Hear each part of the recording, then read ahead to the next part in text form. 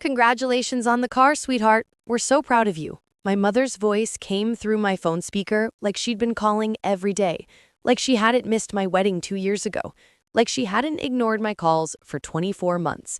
Like the moment she saw a photo of my Porsche 911 on social media, I suddenly became her daughter again. I stared at my phone screen.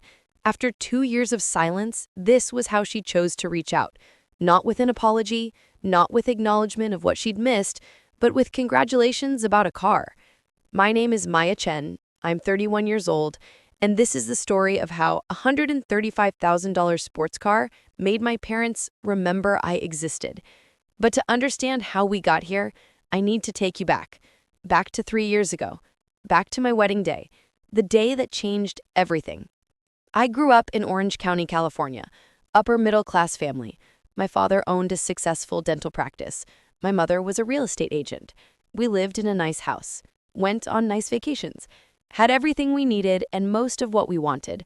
I have one sibling, my older brother, Kevin. He's 35 now, always been the golden child, the favorite, the one who could do no wrong. Kevin went to UC Berkeley, became a lawyer, married his college girlfriend, Amanda. They had 2 kids, lived in San Francisco, made good money, checked every box our parents had for the perfect life. I was different. I went to Cal State Fullerton, studied graphic design, wanted to work in creative fields. My parents were disappointed but tried to hide it. After college, I worked at various design agencies, hopped around a bit, figuring out what I wanted. My parents made comments about stability, about career paths, about how Kevin had everything figured out by my age. When I was 26, I met Ryan.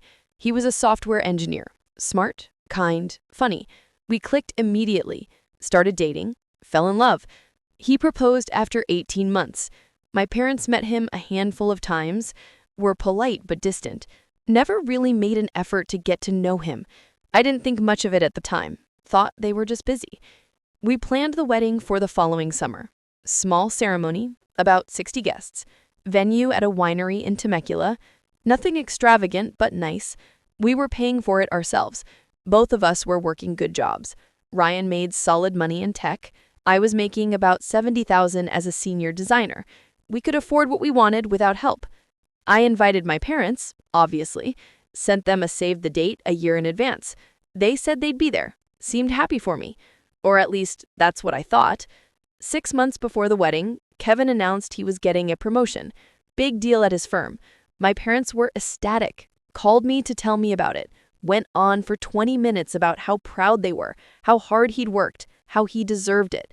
I congratulated him, was genuinely happy, but also noticed they'd spent 20 minutes talking about his promotion and hadn't asked a single question about my wedding planning. 4 months before the wedding, I called to confirm details with my parents. The date, the venue, the time. My mother said, yes, we have it on the calendar. Don't worry. So I didn't worry. 3 months before, I sent formal invitations. Beautiful cards Ryan and I had designed together. My parents RSVP'd yes. Both of them. +1s for nobody because they were married to each other. Everything seemed fine. 2 months before the wedding, Kevin announced Amanda was pregnant with their 3rd child. My parents were over the moon. 3rd grandchild. Called me again to share the news. Spent 30 minutes talking about baby plans. Asked 0 questions about my wedding. 1 month before the wedding, I tried to call my mother to discuss logistics. She was busy. Called back 3 days later. We had a brief conversation. She seemed distracted. I asked if everything was okay. She said yes, just busy with work. I let it go. 2 weeks before the wedding, I sent a group text to my family. Final reminder about the date, time, location. Kevin responded immediately. So excited, can't wait. My parents didn't respond at all.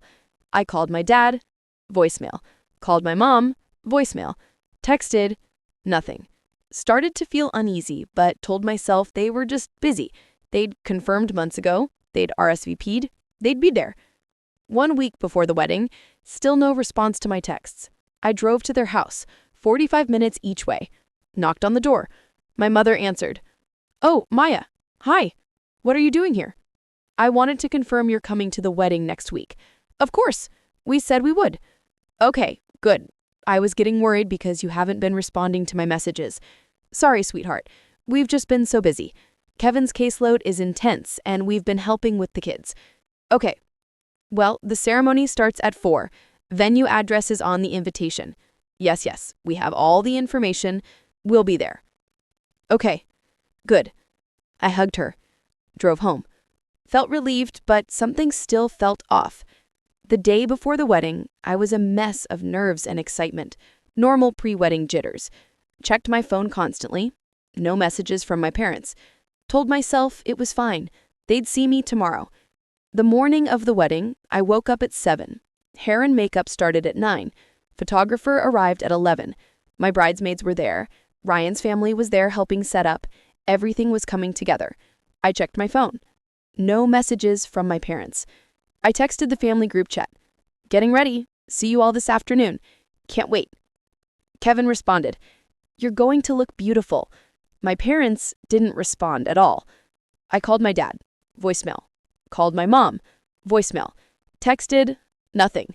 Started to feel uneasy, but told myself they were just busy. They're probably almost there. Okay. You're right. See you soon. Love you. Love you too. Congratulations, Maya. 3 o'clock, 1 hour before the ceremony. We were at the venue. Guests were arriving. I stood in the bridal suite and called my parents again. Both phones went to voicemail. My stomach was churning. My maid of honor, Jessica, noticed. You okay? I can't reach my parents. I'm sure they're just running late. Traffic maybe. Maybe, but something feels wrong. Don't think like that. It's your wedding day. They'll be here. The ceremony was at 4. By 3:45, I was lined up to walk down the aisle. My father was supposed to walk with me. He wasn't there. I asked the coordinator to check the guest list, check if my parents had arrived. She came back 5 minutes later. I'm so sorry, they haven't checked in yet. My heart sank. Jessica squeezed my hand. We can wait a few minutes. We waited until 4:15. They never showed up. I had to make a decision. Wait longer and make all our guests sit in uncertainty, or start the ceremony without them. I chose to start. I walked down the aisle alone. No father beside me, no mother in the front row. Just me, walking toward Ryan, trying not to cry for the wrong reasons. The ceremony was beautiful. Ryan cried when he saw me. We exchanged vows. Kissed. Everyone cheered. But there was a hole in the day. A massive, obvious hole where my parents should have been. During the reception, I kept checking my phone. Nothing. No call, no text, no explanation. Kevin pulled me aside. I'm so sorry. I don't know what happened. Have you been able to reach them? No. I've tried calling a dozen times. Nothing. This is insane. I know. I don't understand. Maybe there was an emergency. Then they would have called, or texted, or something. You're right. I'm so sorry, Maya. This is supposed to be your day. It still is. I'm married. I'm happy. But I'd be lying if I said this didn't hurt. Of course it hurts. It's unforgivable. I tried to push it out of my mind. Enjoy my wedding. Dance with Ryan. Celebrate with friends. But every time I looked at the empty seats where my parents should have been, I felt the absence like a physical wound. The next morning, I woke up as a married woman. Should have been the happiest morning of my life. Instead, I immediately checked my phone. One text message. From my mother. Sent at 11 p.m. the night before. Sorry we couldn't make it. Something came up. Hope the wedding was nice. That was it. Sorry we couldn't make it. Like they'd missed a casual lunch. Not their daughter's wedding. Something came up. No explanation, no details. Hope the wedding was nice. Not even congratulations. I showed Ryan. He stared at the message. Are you kidding me? That's all she said? That's it. This is unbelievable. What do you want to do? I don't know. Call them? Demand an explanation? Yes, both. I called my mother. She answered on the 4th ring. Hello? Mom, what happened yesterday? Oh, Maya, I'm so sorry. We had a situation. What kind of situation? Kevin needed us. What? Amanda went into early labor. They needed someone to watch the kids. So you missed my wedding to babysit? It wasn't just babysitting, it was an emergency. They have other family, friends, neighbors, anyone else could have helped, but you're their parents. And you're my parents. And it was my wedding. I know, sweetheart, but babies don't wait. The wedding was planned for a year. You knew about it for a year. You confirmed multiple times. This was an emergency. We had to help Kevin. You had to? You couldn't call me, text me, let me know? We were so busy with the situation. Too busy to send a 10-second text? Maya, don't be dramatic. Dramatic? You missed my wedding without a word and I'm being dramatic. We're sorry, okay? We made a choice. We had to prioritize. You prioritized Kevin, like always. That's not fair. It's completely fair. You've always put him first, his achievements, his family, his emergencies. And I'm just an afterthought. That's not true. Then where were you yesterday? We explained. An explanation isn't an excuse. You made a choice. You chose him over me on my wedding day. Maya, please try to understand. No, you try to understand. You missed the most important day of my life. And your only response is a half-hearted apology and excuses? We don't know what else to say. How about, I'm sorry? How about, we were wrong? How about, we should have been there? We are sorry. Not sorry enough to have actually shown up. Not sorry enough to have called. Not sorry enough to do anything other than send a lazy text 12 hours after the fact. What do you want from us? I want you to acknowledge that what you did was unforgivable. I want you to understand that you hurt me deeply, and I want you to actually mean it when you apologize. We do mean it. Then prove it. Come see us. Talk this through properly. When? I don't know. I need time to process this. Fine. Let us know. She hung up. I sat there shaking. Ryan came over, held me. What happened? She said Amanda went into early labor. They needed to watch Kevin's kids. So they missed our entire wedding for that? Apparently. Without even calling to tell you, without even a text until 11 at night? That's what happened. That's unforgivable. I know. Over the next few days, Kevin called. Apologetic but defensive. Maya, I'm so sorry. I didn't know they weren't going to your wedding. I assumed they'd figured something out. They didn't figure anything out. They just chose you. I didn't ask them to. You didn't have to. You never have to. They always choose you. That's not fair. It's true. Your entire life, you've been the priority, and I've been the backup plan. I don't see it that way. Of course you don't. You've never had to. I'm sorry they missed your wedding. I really am. But Amanda did go into early labor. It was a real emergency. I'm not saying it wasn't. But there were other options, other people who could have helped. They wanted to help. And I needed them. You needed them for babysitting. I needed them to be at my wedding. It's not a competition, Maya. You're right, it's not. Because you always win. We didn't talk for a month after that.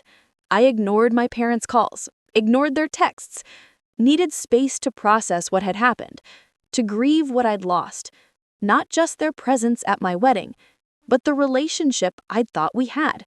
Because parents who love you equally don't miss your wedding for babysitting. They don't send a casual text hours later like it's no big deal. They don't prioritize one child so completely that the other becomes invisible. 2 months after the wedding, my mother called and left a voicemail. Maya, this has gone on long enough. We said we're sorry. We need you to move past this. Call us back. Move past this, like it was a minor disagreement, like they hadn't missed one of the most important days of my life. I didn't call back. 3 months after the wedding, Ryan and I decided to make a change. His company offered him a position in Austin, Texas. Big promotion, significant raise. He'd be making over $200,000 a year. We talked about it, decided to take it. Fresh start. Away from my family. Away from the pain. We moved in January, bought a nice house. I got a remote position with a tech startup doing product design. Made $85,000. Between Ryan's salary and mine, We were doing very well. Comfortable. More than comfortable. And thousands of miles away from my parents. I didn't tell them we were moving. Figured they'd notice eventually. Or not. Kevin found out through social media. Called me. You moved to Texas? We did. When? 2 months ago. Why didn't you tell anyone? Because I didn't feel like I owed anyone an explanation. Maya, come on. You can't just cut everyone off. Watch me. This is childish. No, childish Liz Mike Varn's missing my wedding and expecting me to get over it. I'm done, Kevin. Done trying to be part of a family that doesn't prioritize me. They do prioritize you. They just made one mistake. One mistake? This has been a pattern my entire life. You're exaggerating. I'm really not. Name one time they missed something important for me. Your wedding, yes. Name one time they missed something important for you. Silence. Exactly. That's what I thought. We hung up. I blocked my parents' numbers, blocked them on social media, cut them off completely. Ryan supported me fully, said I was doing what I needed to do to heal, and I was healing. Slowly, building a life in Austin, making new friends, thriving at my new job, enjoying my marriage without the weight of family disappointment. 6 months into our time in Austin, I got promoted. Design lead at my startup. Big title bump. Salary jumped to $115,000. Startup was doing well, growing fast, had potential for a major exit. I was happy. Really, genuinely happy. For the first time in a long time, I wasn't thinking about my parents every day. Wasn't mourning what I had lost. Just living. A year after moving to Austin, the startup got acquired by a major tech company for $500 million. I had equity.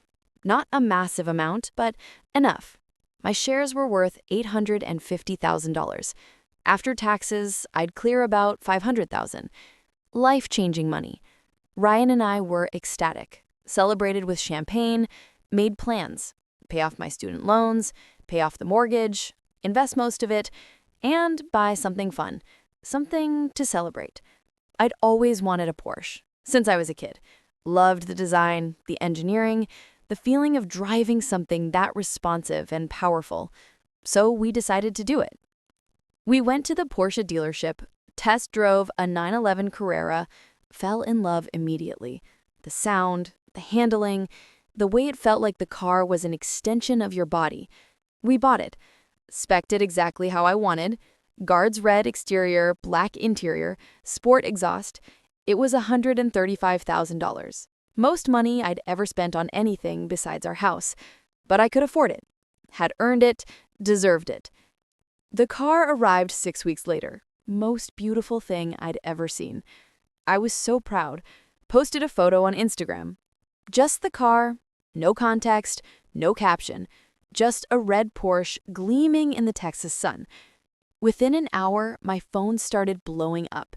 Friends congratulating me, colleagues from work leaving comments, Ryan's family calling to say how amazing it looked. And then, a text from an unknown number. My mother. She must have gotten a new phone or was using someone else's. Congratulations on the car, sweetheart. We're so proud of you. I stared at that message for 10 minutes. 2 years of silence. 2 years since they'd missed my wedding. 2 years of me building a life without them. And the moment they saw I had money, had success, had something visible and expensive, suddenly they remembered I existed. I didn't respond. Another text came through. We saw your post. That's quite an accomplishment. Would love to hear about how you're doing. We miss you. Miss me. They missed me. Hadn't missed me enough to show up to my wedding. Hadn't missed me enough to call on my birthday for the past 2 years. Hadn't missed me enough to apologize meaningfully or try to make amends. But they saw a Porsche and suddenly they missed me. I showed Ryan. He shook his head. Unbelievable. What do you want to do? I don't know. Part of me wants to respond. Tell them exactly what I think. And the other part wants to ignore them. Let them sit in the silence like they let me sit in it. Both are valid options. I know. But which one gives you peace? That's what matters. I thought about it for days. What would give me peace? Engaging or ignoring? Finally decided to respond. Not because I wanted to reconcile, but because I needed to say what I needed to say. I unblocked my mother's real number, called her. She answered immediately. Maya, oh my God, I'm so happy you called. Hi, Mom. How are you? How are we? We're fine. We've missed you so much. Have you? Of course. You haven't called in 2 years. We tried. You blocked us. I did.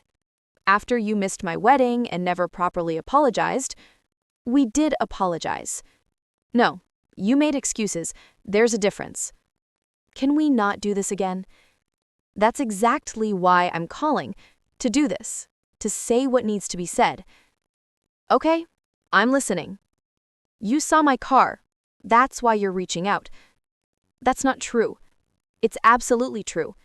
2 years of silence. Then I post one photo of a Porsche and suddenly you miss me. That's coincidental. Is it? Because it seems pretty clear that you only care about me when I have something impressive to show, when I'm successful in a visible way. That's not fair, Maya. What's not fair is you missing my wedding. What's not fair is you prioritizing Kevin for my entire life. What's not fair is you only reaching out when you see I have money. We're not reaching out because of money. Then why? Why now? Why not a year ago? Why not on my birthday? Why not on my anniversary? Because you saw I was doing well and suddenly I'm worth your attention again. That's a terrible thing to say. It's true though, isn't it? You only value success. Kevin's success, my success when it's flashy enough, but the actual person, the actual relationship, that doesn't matter to you. Of course it matters. Then where were you? On the most important day of my life, where were you? We've been through this. Have we? Because I don't think you've ever actually understood what you did. We made a choice in a difficult situation. You made a choice to miss your daughter's wedding to babysit your son's kids, and you've never once acknowledged how devastating that was. We said we're sorry. Sorry isn't enough when your actions show you're not actually sorry. When you disappear for 2 years and only resurface when you see something shiny. What do you want from us, Maya? I want you to understand, to really understand, that you broke something. That your favoritism isn't just in my head. That missing my wedding wasn't just bad timing. It was a choice. A choice that told me exactly where I stand in your hierarchy of children. We don't have a hierarchy. You do. You always have, and I'm done pretending otherwise. So why did you call if you're done with us? Because you needed to know, needed to understand that I see exactly what this is. You don't care about me. You care about what I achieve, what I have, how I make you look. And that's not enough for me. Not anymore. I've built a life without you. A good life. A happy life. And I don't need you in it. Maya, please. Please what? Please pretend everything is fine? Please forgive you without you doing any actual work to change? Please let you back in so you can hurt me again? That's not what we want, Maya. Then what do you want? We want our daughter back. You never really had me, not in the way that mattered, and now you definitely don't. I'm done. Goodbye, Mom. I hung up, blocked the number again, felt a strange mix of sadness and relief. Sad that it had come to this, relieved that I'd finally said everything I needed to say. Over the next few months, Kevin tried to reach out several times. I ignored him. He was part of the system, part of the favoritism, whether he meant to be or not. Ryan's parents became my family, celebrated holidays with us, called regularly, treated me like a daughter. showed me what healthy family relationships looked like. I thrived at work, got another promotion, director of design. Salary hit 140,000, was being recruited by other companies for even bigger roles. Ryan and I talked about having kids, decided to start trying, wanted to build our own family, one where love wasn't conditional on achievement, where all children were valued equally. 2 years after buying the Porsche, 4 years after my wedding, I got pregnant. We were overjoyed. Told Ryan's family immediately. They were ecstatic, started planning baby showers and nursery designs. My pregnancy progressed beautifully. We found out we were having a girl, decided to name her Lily. 5 months pregnant, I posted a photo on social media. Just a simple pregnancy announcement. Ryan and I holding a onesie. Caption, coming soon. Within minutes, my phone rang. Unknown number. I didn't answer. Voicemail notification. I listened. It was my mother. Maya, I saw your post. Congratulations. You're going to have a baby. I can't believe I'm going to be a grandmother again. Please call me back. We'd love to be part of this. I deleted the voicemail. Didn't respond. She called again the next day, and the day after that. Finally sent a text. Maya, please, we know we made mistakes, but this is different. This is our grandchild. We want to be involved. I showed Ryan. He read it and frowned. Our grandchild. Like they have some automatic right. Exactly. No acknowledgement of what they did. No real apology. Just entitlement. What do you want to do? I don't want them involved. At all. Then they're not. It's your family, your decision. I support whatever you choose. Thank you. I responded to my mother's text. You don't get to miss my wedding and then demand access to my child. You don't get to ignore me for years and then suddenly care because there's a baby. You lost the privilege of being grandparents when you chose Kevin over me. Again, please don't contact me again. Her response came immediately. You're punishing us by keeping our grandchild away. That's cruel. I replied once more. I'm protecting my child from the same favoritism I experienced, from being less important than Kevin's kids, from being an afterthought. This child deserves grandparents who show up, who prioritize them. You've proven you're not those people. Goodbye. I blocked the number. Felt guilty for approximately 10 seconds, then remembered standing alone at my wedding venue, walking down the aisle without my father, crying in the bathroom because my parents couldn't be bothered to show up. The guilt disappeared. Lily was born in March, most beautiful baby I'd ever seen. Ryan's parents were at the hospital, held her, cried happy tears, were everything grandparents should be. My parents sent a card. Arrived 2 weeks after Lily was born. Inside was a check for $500 and a note. Congratulations on your beautiful daughter. We hope to meet her someday. Love, Mom, and Dad. I tore up the check, threw the card away. 6 months after Lily was born, Kevin showed up at our house, unannounced. Knocked on the door. I answered with Lily on my hip. Kevin, what are you doing here? I needed to see you. We need to talk. I don't think we do. Please, Maya, just give me 10 minutes. Ryan appeared behind me. Everything okay? Kevin's here, wants to talk. Ryan looked at Kevin, nodded curtly. I'll be inside if you need me. Thanks, babe. I stepped onto the porch and closed the door behind me, still holding Lily. What do you want, Kevin? I want to apologize. For what specifically? For everything. For not standing up for you more, for benefiting from the favoritism, for not understanding how bad it was, for convincing myself it wasn't that bad when clearly it was. I stared at him. What changed? What do you mean? You've had years to apologize. Why now? Because I became you. What?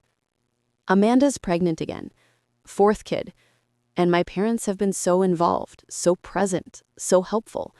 And I realized something. they've never been this involved with you. Not with your wedding, not with Lily, nothing. And it hit me. How one-sided this has always been.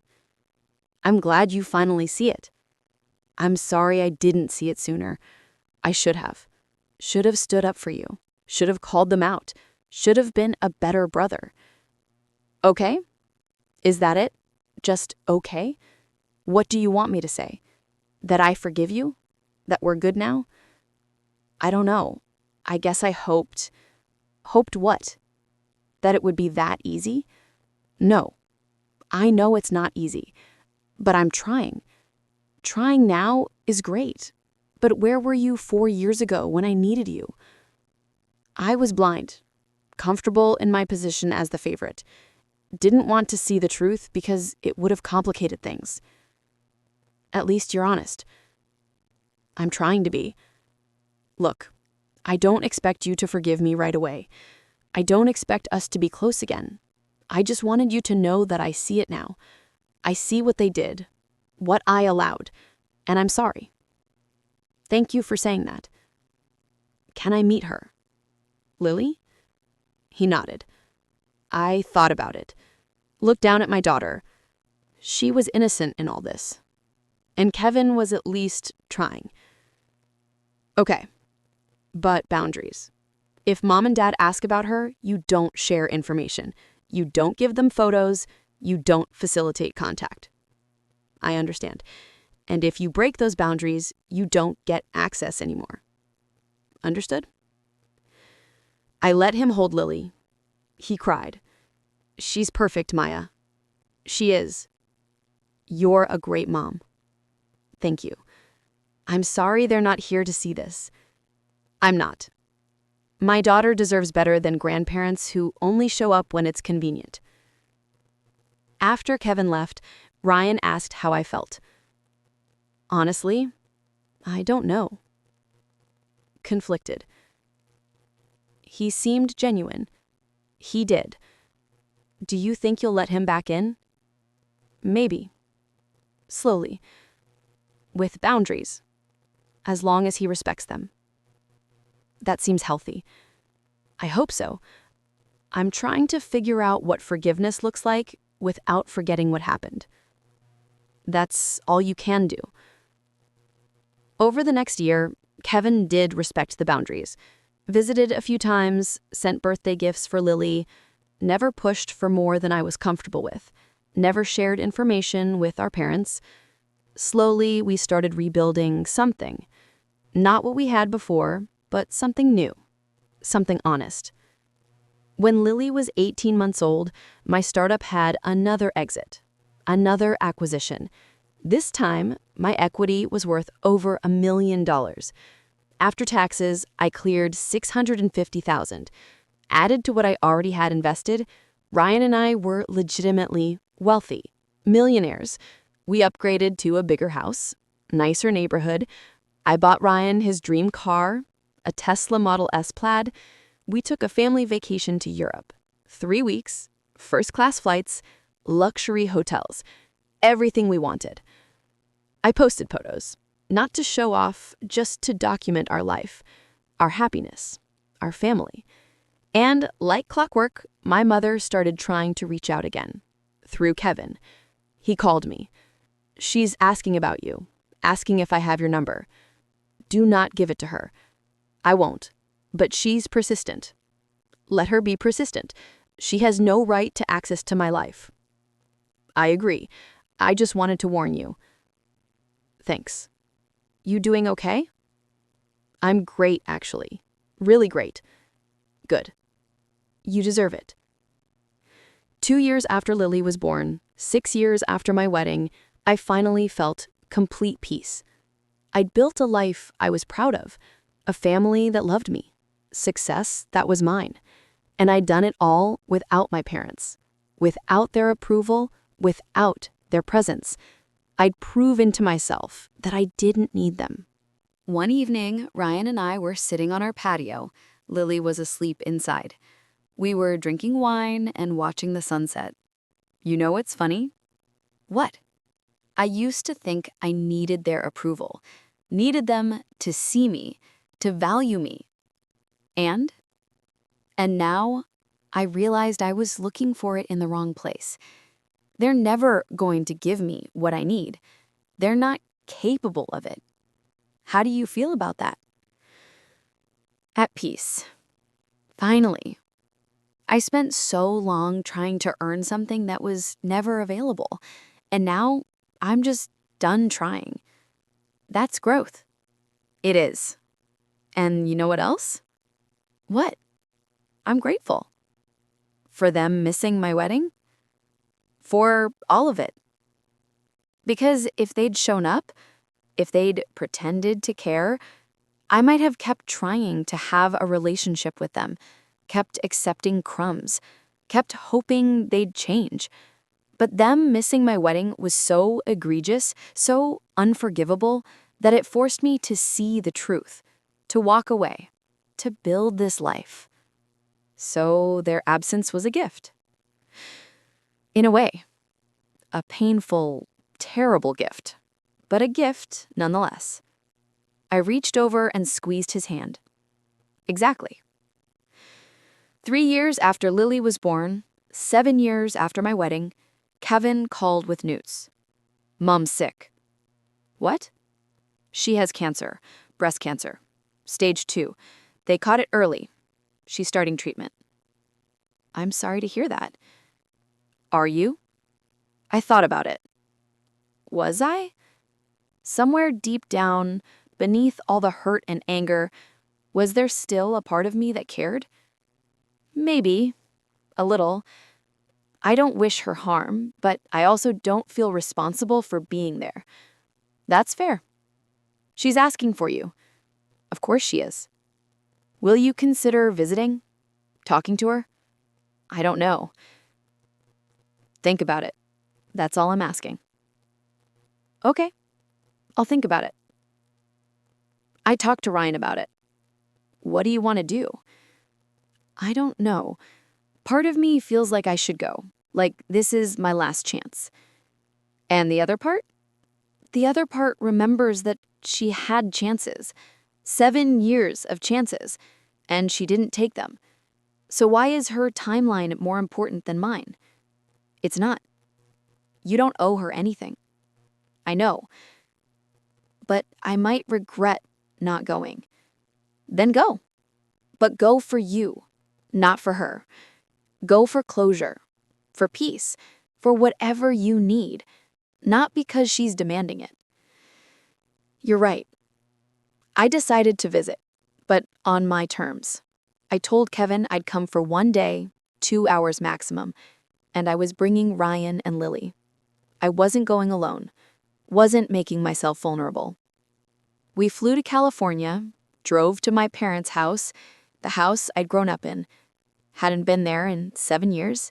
It looked the same, smaller somehow, like the physical space had shrunk along with its importance in my life. Ryan stayed in the car with Lily. Moral support, but not intrusive. I walked to the front door, knocked. Kevin answered. Hey, thanks for coming. Don't thank me yet. Fair enough. She's in the living room. I walked in, saw my mother on the couch. She looked older, thinner. Her hair was shorter. Treatment had started. She stood when she saw me. Maya. You came. I came. She moved to hug me. I stepped back. We're not there yet. Okay. Okay. Can we sit? We sat. Awkward silence. You look good, she said. Thanks. How are you feeling? I've been better, but the prognosis is good. That's good. And you? How have you been? I'm well. Really well. She nodded. I saw your posts, the house, the cars. You're doing very well. I am. I'm proud of you. Are you? Of course. You weren't proud enough to show up to my wedding. Maya, please. We've been through this. Have we? Because I don't think we ever really dealt with it. We tried. You made excuses. I apologized. You said words, but you never actually understood what you did or tried to make real amends. What do you want from me? I want you to acknowledge that you chose Kevin over me, consistently, for my entire life, and that missing my wedding was the culmination of a lifetime of favoritism. We didn't mean to favor him. Intent doesn't matter when the result is the same. I grew up knowing I was second, knowing that my achievements didn't matter as much, knowing that when push came to shove, you'd choose him, and you proved me right. On my wedding day, you proved me right. I'm sorry you feel that way. Stop. Stop apologizing for my feelings. Apologize for your actions. She was quiet for a long moment. Then, you're right. I did choose Kevin. I have always chosen Kevin. And that was wrong. Why? Why did you do it? I don't know. He was the first, the one who made us parents. And maybe I saw more of myself in him. The career path, the traditional life. And you were different, creative, independent. I didn't understand you as well.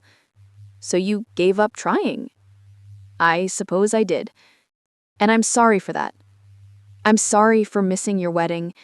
I'm sorry for all the times I should have shown up and didn't. I'm sorry for making you feel like you didn't matter. Because you do matter. You always have. Those words, the ones I'd waited my whole life to hear, they should have felt like relief, like vindication. But they just felt empty. Too late. 7 years too late. Thank you for saying that. Can you forgive me? I don't know. I'm not saying no, but I'm not ready to say yes. How long? I don't know that either. Maybe never. I need to be honest with you about that. The relationship we had is gone. You destroyed it. And I don't know if we can build something new. I understand. Do you? Do you understand that I have a daughter now? That I've built a life without you? That I'm happy without you in it? Yes, and that scares me. It should. Because I don't need you anymore. I did once, desperately, but I don't now. Can I meet her? My granddaughter? I thought about it. Looked at this woman who had given birth to me, but had never really seen me, who was asking for access to my daughter after missing everything important in my life. Not today. Maybe someday, but not today. Okay, I'll wait. However long it takes. Don't wait for me to come back. I'm not coming back. Not the way I was. If we have a relationship in the future, it'll be different. Distant. Guarded. On my terms. I understand. Good. I stood up. I should go. Thank you for coming. I didn't do it for you. I did it for me. For closure. And do you have it? Closure? Some. Enough to know I made the right choice 7 years ago. Walking away from you was the best decision I ever made. That hurts to hear. Good. You should hurt. You should understand what your choices cost. I do now. Too late. But I do. I walked to the door. Turned back. I hope your treatment goes well. I genuinely do. But whether it does or doesn't, I'm not going to be here. I'm not going to be the dutiful daughter who comes running. That chance expired 7 years ago. Maya. Goodbye, Mom. I left. Got in the car. Ryan looked at me. How do you feel? Free. Really free. We drove away. I didn't look back. On the flight home, I held Lily in my lap. She was almost 3 now. Talkative, curious, full of life. Mama, where did we go? We went to visit someone. Who? Someone from a long time ago. Did they want to see me? They wanted to, but I said no. Why? Because not everyone gets to be in your life, baby. Only people who love you the right way. How do you love the right way? You show up. You keep promises. You make people feel important, not just when it's easy, all the time. She thought about that. Like Daddy? Exactly like Daddy. And like Nana and Papa. Ryan's parents, the grandparents Lily knew, the ones who called every week, who visited regularly, who sent birthday presents, who showed up. Yes, baby, exactly like them. Okay, Mama. She went back to coloring. And I sat there thinking about how I'd broken the cycle, how my daughter would never know what it felt like to be second, to be an afterthought, to be valued only when she achieved something visible. She'd just know love, unconditional, consistent, real. 4 years after that visit, 11 years after my wedding, I got a call from Kevin. Mom's cancer came back. Stage 4. Hospice. She has maybe a month. I'm sorry. Are you going to come? No. Maya, she's dying. I know. And? And she wants to see you.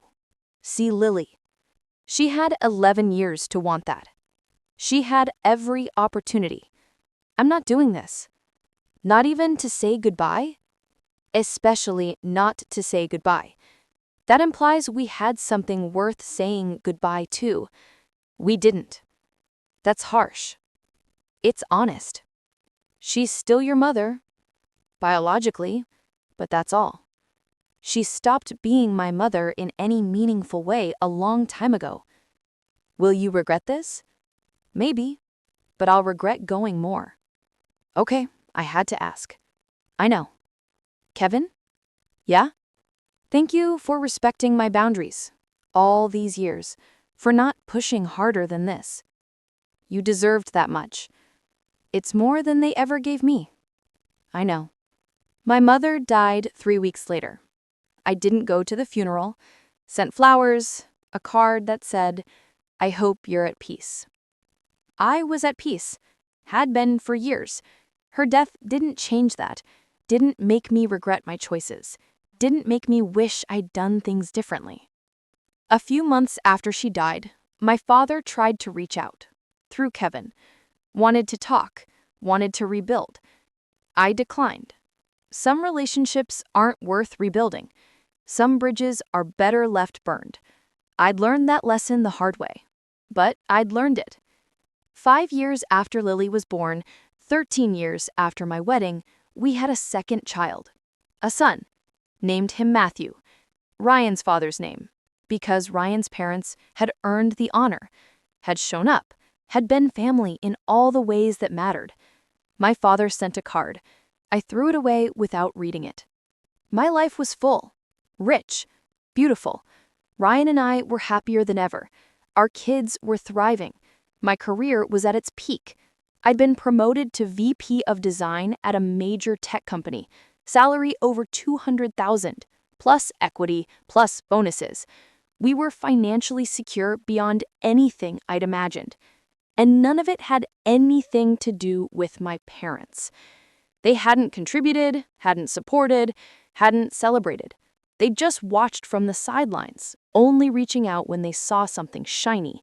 The Porsche, the house, the pregnancy announcements, always triggered by external markers of success, never by genuine care, never by missing me as a person, only by missing what I represented.